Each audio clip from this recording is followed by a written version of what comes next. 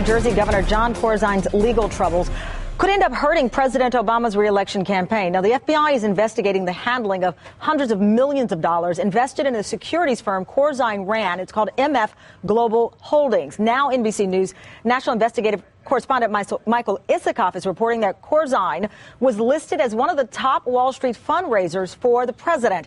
A fundraiser at Corzine's New York apartment raised hundreds of thousands of dollars just last April.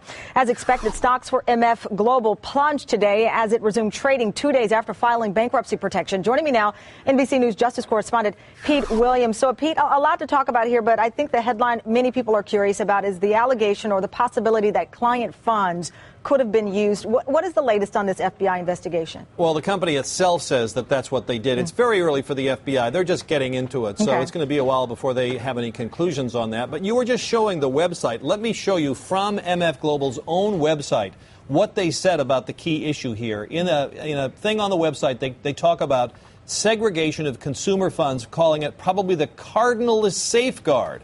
And, of course, it's not only what the company said they had to do, but it's also what federal law required them to do, not use individual investor money to go off on the company's own toots. And that's what the government is suggesting happened here.